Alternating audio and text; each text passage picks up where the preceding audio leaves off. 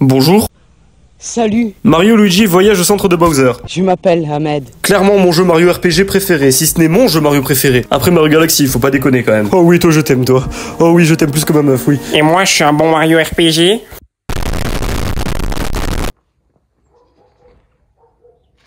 Et va bien niquer ta mère aussi. Il a été entièrement développé par le regretté Alpha Dream et sorti en 2009 chez nous. Vous noterez que j'ai dit regretté parce que oui, c'est à cause de ce jeu-là que Alpha Dream est mort. Enfin, c'est plus la faute de son remake, qui est vraiment à chier.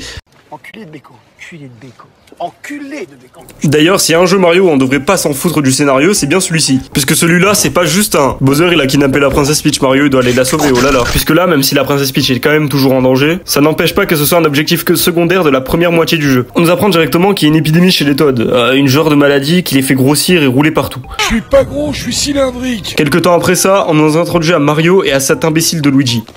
Il est tombé.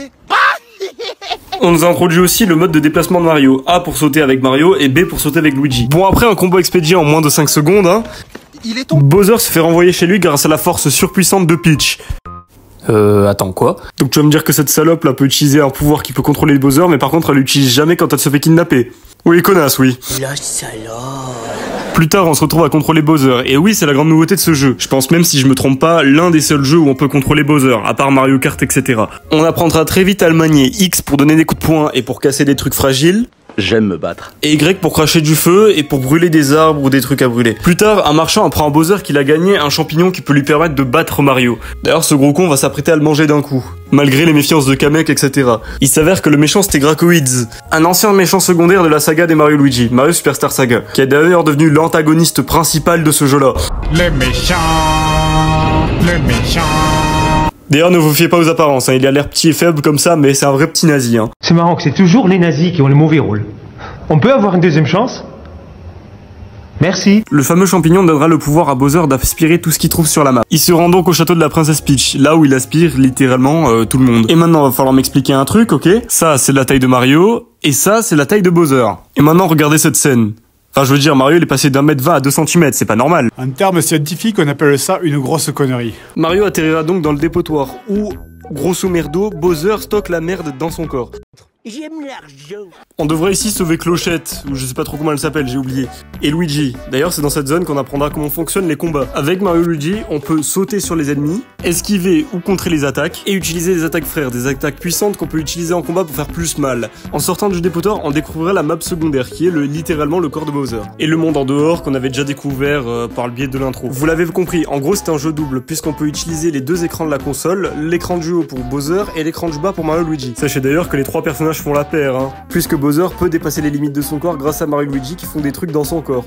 Et évidemment par le biais de mini-jeux qui grossiront ses muscles par exemple, pour que le Boog puisse réussir à porter une île carrément. Asmo, ça faisait au moins 6 tonnes. Et alors 6 tonnes, j'ai déjà soulevé une fois, j'ai soulevé ta mère, rappelle-toi. Oh que oui, je t'aime toi, je t'aimerai toujours. Oh oui, oui je t'aime, oui. Et moi tu m'aimes bien.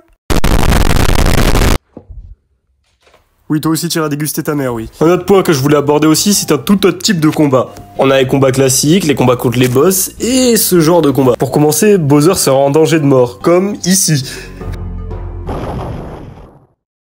J'ai mal. J'ai beau être matinal, j'ai mal. Pour l'aider à se rétablir, évidemment, on devra aller à cet endroit-là.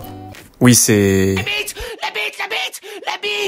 Et là, après l'avoir aidé, on se retrouvera avec un gigantesque Bowser. Je vais faire couler le jus de citron, bande d'enflés. Je vais vous massacrer. Je vais vous baiser jusqu'à la moelle. Ce qui lancera un putain de combat de géant. Non, faut dire, faut l'avouer, c'est assez original de voir Bowser en train de se battre contre son propre château quand même. D'ailleurs, je sais pas si vous avez vu, mais le combat se passe en mode vertical. Là, c'est les deux écrans. On devra d'ailleurs tenir notre console comme ça. Et jouer au stylet. Bon, moi j'ai pas de stylet, j'ai un doigt, je suis un clochard. Hein. Voilà.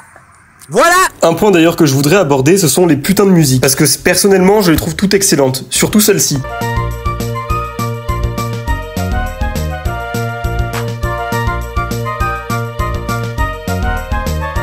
Celle-là aussi est excellente, c'est celle qui joue quand on combat des boss.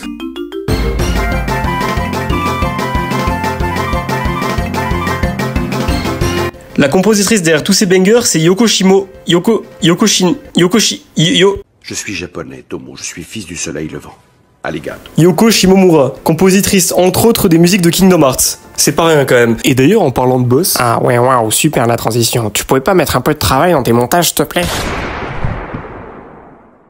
Oui, bon, c'est... Voilà, quoi. Oh, ça c'est pas très gentil.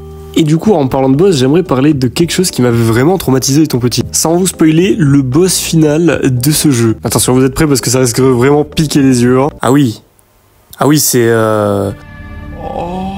Enfin, Nintendo et Alpha Dream, on vous a demandé de faire un boss de Mario, pas un putain de SCP. Enfin bref, ce que j'apprécie à travers ce jeu, c'est la qualité d'écriture et la créativité proposée à travers les jeux, le combat et les personnages. Et c'est ça qui fait tout le charme et la force du jeu, qu'il soit bizarre et en même temps tellement plaisant à jouer, qui fait qu'il donne une psychologie, une intelligence et une détermination à un perso qui n'en avait pas à la base. Dans tous les autres jeux Mario, Bowser est un gros débile qui pense qu'à la princesse. Alors que dans cet opus-là, c'est lui le héros, c'est lui qui veut sauver le royaume champignon et c'est lui qui veut sauver le monde à la fin du jeu. C'est grâce à ce jeu que Bowser est et restera toujours le meilleur perso de Mario selon moi. Sur ce, je vais devoir vous laisser, j'ai des choses à faire moi. Je vais t'enculer et tu jouiras.